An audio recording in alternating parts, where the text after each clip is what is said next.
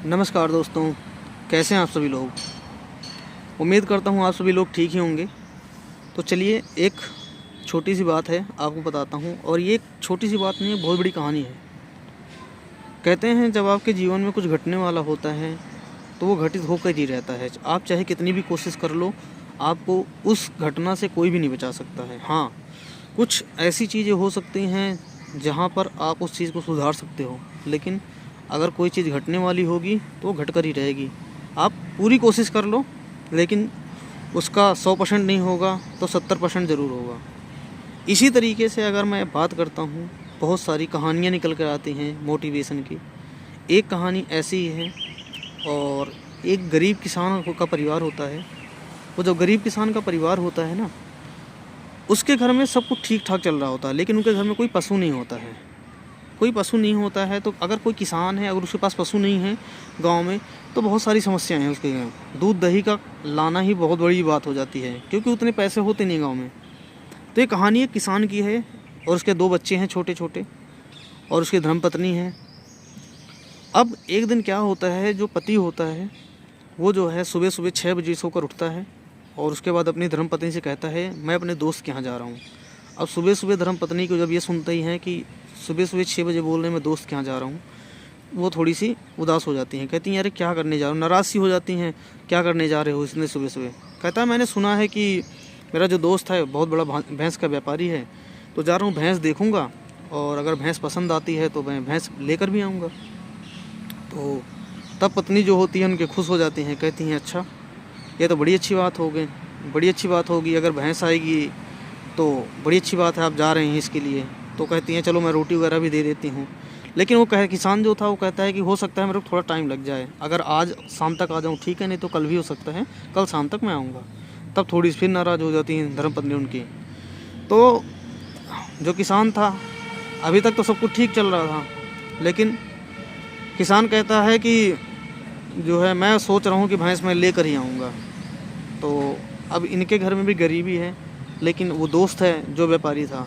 तो धर्मपत्नी जी कहती हैं अरे अच्छी बात है, जब भैंस आएगी तो घर में दूध दही होगा और सब की अच्छी चीज़ें होंगी। तो जो किसान होता है वो भी कहता है हाँ घर में दूध दही भी होगा और घी भी होगा। तो जो धर्मपत्नी होती हैं कहती हैं कि दूध दही तो ठीक है हमारे घर में यहाँ खाया जाएगा, लेकिन जो घी होगा वो मैं अपने मायके भेज दूँगी, मेरी माँ खाएगी, उसकी तबीयत ख़राब रहती है।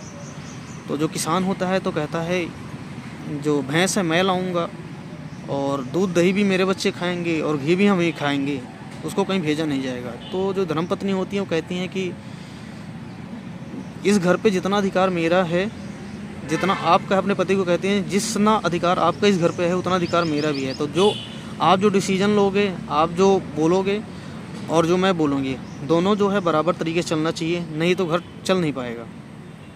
तो उन दोनों के मतलब धर्मपत्नी और उनके पति के बीच में सुबह 6 बजे इतनी ज़्यादा बहसबाजी होनी शुरू हो गई इस बात पे कि आप सोच नहीं सकते हैं। सिर्फ इस बात को कि दूध दही और घी कैसे चाहिए। घी जो है कहती हैं वो मैं अपनी पत्नी धर्मपत्नी कहती है मैं अपने मायके भेज दूँगी, मेरी माँ खाएगी। पति इस बात पे अड़ा हुआ है कि जो है घी जो है हमारे बच्चे ही खाएँगे, हम चारों खाएँगे। अब उनके छोटे 2 बच्चे हैं। अब पति कहता है कि जब मैं भैंस लेकर आऊँगा तो दूध दही होगा, बच्चे भी खाएंगे, हम भी खाएंगे, खुश रहेंगे। पत्नी भी कहती है दूध दही भी हम खाएंगे, और जो घी बनेगा उसको मैं अपने मायके भेज दूँगी। इतना सब कुछ होते होते और सुबह जो है इतनी ज़्यादा जो है इस बात को लेकर जो है बहुत ज़्यादा गहमा गहमी हो गई, दोनों में आपस में लड़ाइयाँ शुरू हो गई, बहुत ज़्यादा चिल्लम चिल्ली हो गई। अब आस पड़ोस गाँव में हैं। अब गाँव में लोग क्या करते हैं कि मतलब आस पड़ोस के लोग भी हैं, बहुत सारे लोग हैं जो है देखोगे तो जो है हर कोई आस पड़ोस के लोग जो है इकट्ठा हो जाता है, क्या हो गया सुबह सुबह, क्यों लड़ाई हो रही है। तो वहाँ भी ऐसा हुआ। जो बगल वाला किसान था, एक उसी घर के बिल्कुल बगल में एक किसान था, समझदार किसान था थोड़ा सा। तो वो आकर देखता है, पूरी लड़ाई के बारे में समझता है कि आखिर में लड़ाई हो किस लिए रही है। तो अब भाई जब उसको पूरी बात समझ में आ जाती है कि जो किसान था वो जा रहा था भैंस लाने, और भैंस लाने जा रहा था, अभी भैंस आई नहीं है, लेकिन यहाँ पर लड़ाई शुरू हो चुकी है कि दूध दही बच्चे खाएंगे, घी भी हम खाएंगे, और घी जो है मायके जाएगा, पत्नी कह रही है। इस बात को लेकर बहुत ज़्यादा तेज लड़ाई हो रही है, और ये लड़ाई जो है शांत होने का नाम नहीं ले रही है। तो जो बगल वाला किसान था वो क्या करता है, देखता है कि जब ये लड़ाई शांत नहीं हो रही है तो वो जो है अपने घर से एक लाठी लेकर आता है। अब किसान जो था, अब किसान या गांव की बुद्धि बात करके ही समझाया जा सकता है, लेकिन अब ये लोग जब आपस में ही लड़ रहे हैं कि अभी भैंस आई नहीं है, लेकिन कहानी इतनी आगे बढ़ चुकी है, तो जो बगल वाला किसान था वो लाठी लेकर आता है और इनके घर पे जो है, ये दोनों लड़ रहे होते हैं घर के बाहर, और इनके घर पे जो है कुटिया होती है, मटके वगैरह होती हैं, वो फोड़ना शुरू कर देता है, लाठी से मारना शुरू कर देता है सबको। लाठी मारी उसने, जो है उनकी जो है कुटिया तोड़ी थोड़ी सी, कुछ मटके भी 2-4-5 तोड़ दिए, और वो करते ही जा रहा है।